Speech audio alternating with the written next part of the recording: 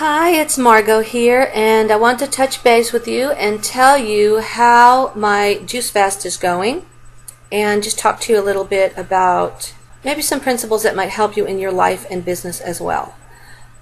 Today is the third day of my juice fast. I've done a juice fast before, but it was years ago, and back then I did it by going to the grocery store and buying like Welch's fruit juice and brand name fruit juices.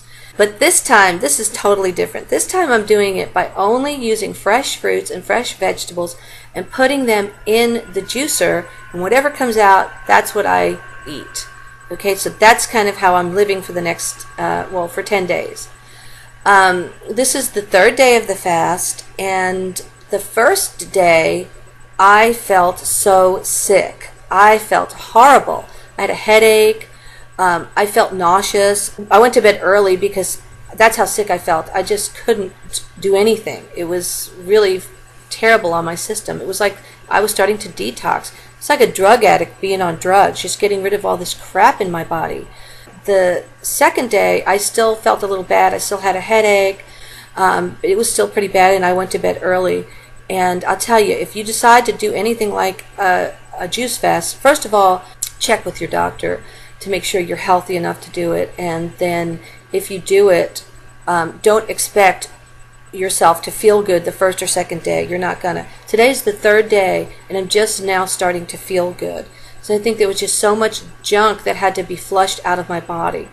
And I'm somebody who already eats pretty good. I don't eat great, okay? I go through waves in my life and where I'll eat really good. I eat fish, I eat fresh vegetables, I eat whole grains, but I'll also eat a Schlotzsky's or a Chili's hamburger once in a while, or a brownie sometimes, you know. So I do eat that way sometimes. But I think as I'm getting older, I'm already 50, I just can't eat that junk as often and still it be considered moderation, because it's just as you get older, you just have to do those, you know, crazy little meals, or, you know, some people call them treats.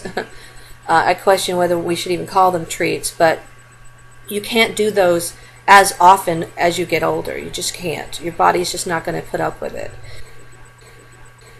Now, I'm not doing this juice fast to lose weight directly. I do not believe in fad diets. I think fad diets are a bad idea, because if you're doing a fad diet to lose weight, you're really just fooling yourself if you think you're going to stay on a fad diet. You're not.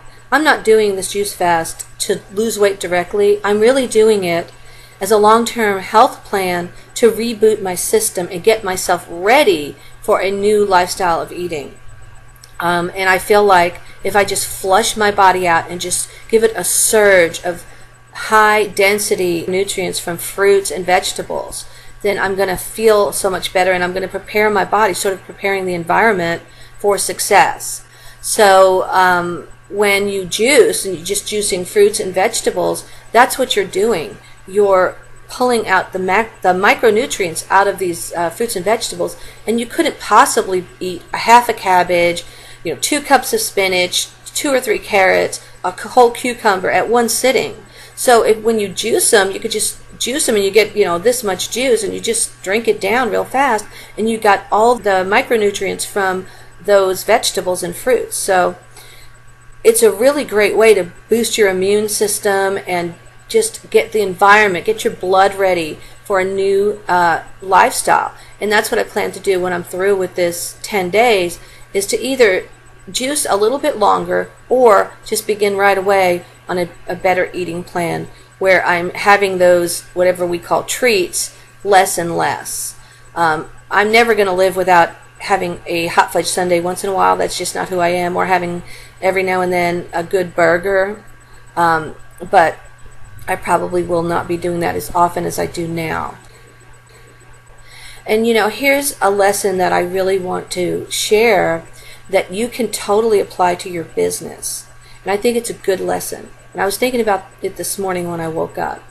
The thing about losing weight or quitting smoking is that the things that cause us to smoke and to gain weight had to feel good to us in one sense or another, or we wouldn't do it. I know smoking for a lot of people it helps them to relieve stress in the moment, and it does feel good to relieve that stress.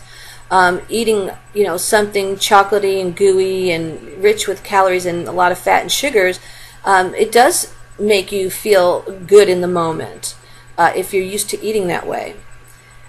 But what I've realized is to go on a better plan for your life, it takes giving something up in the moment. It takes giving something up. And so many of us are not willing to give up something in the moment to gain something better.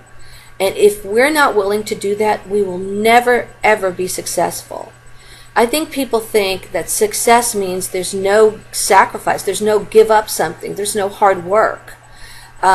That every moment you're comfortable, because you see people who are successful, they live in nice homes, they drive nice cars, they go on great vacations, and you don't see the sweat and blood that went behind that person's success. And it's the same thing when you see a thin person or someone who's fit or someone who's healthy and doesn't smoke. You just assume they were born that way. Well, most people have had to work for the level of fitness they have or the business success they have. They've had to work for that. And they had to give up something in the moment. So, for example, if you're going to quit smoking, you're going to feel uncomfortable for 1 or 2 or 3 or 4 or 5 days. You're going to. There's no way around it. And if you're waiting for the day when you will feel good giving up smoking, it's never going to happen. You're not going to feel good the first few days. If you're waiting for the day to start shedding some pounds, waiting for the day that you feel good shedding the pounds, it's probably not going to happen. Even if you're on the best diet, the most healthy diet. And the reason it won't is because you're making a shift from one way of doing something to another. One way that was comfortable to you, eating a lot of junk food, for example.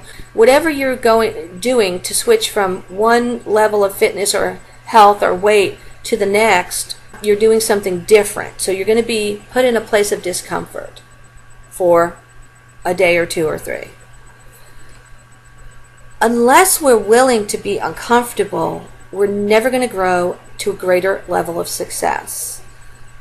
In business, if you're never willing to take some of the money you're making now, perhaps you're making a salary in your business, and on top of the salary, your business is making a profit, and that's ideal. That's how it should be.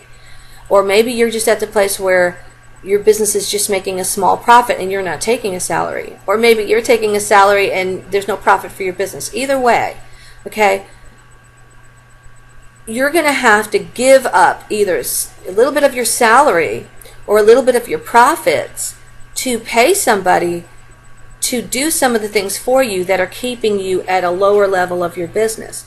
So for example, if you want your business to begin to grow and to make more money, then you have to stop doing the things that tie up your time and keep you from doing those things that directly bring in revenue. So for example, if you're really good at consulting and closing the sale, and you're good at marketing or going to big events and getting the word out as the business owner, showing up at big events or even small local events, getting the word out about your business, hobnobbing with other business owners, with other leaders in the community.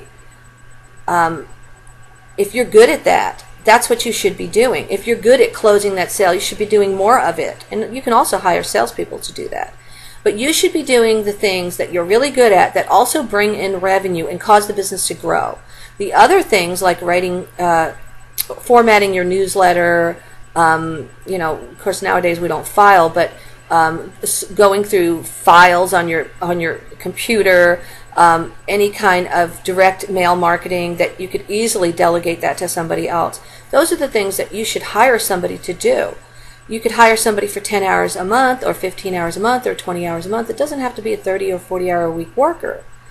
But until you're willing to give up some of your salary to do that, if you're not making a lot now, or some of your business profits to do that, you're never going to grow. You're always going to be stuck formatting your own newsletters, not growing. We are people that don't want to give up things for a day or 2 or 3 for the short term in order to grow and be more healthy, whether it be in business or bodies or a lifestyle in the long term. So until you're willing to be in discomfort for small percentage of the time. You're never going to be in comfort a large percentage of the time. And, if you're always kicking against the pricks, your life's just going to be hard. It's so much easier to give up something now to have something that you want later. So anyway, I just thought I'd share that information with you. It's a little business principle that I think will help you going forward. And, it's a principle that's worked for me in a lot of areas of my life. I'm willing to be uncomfortable. I had to be willing to be uncomfortable to get a lot of the degrees that I've gotten. I had to be willing to be uncomfortable to grow in my trade the way that I did when I was in interior design and decorating. I really made a reputation for myself, and that took some giving up something. I've traveled a lot in my business. A lot of times we don't want to travel. Sometimes you have to do that. Sometimes you have to give up a little of the money that you have now so that you can grow and have more money later by delegating and hiring people to help you. So my message is a simple one. If you want to improve your life, there's going to be a tiny bit of discomfort in the beginning of each new thing that you do.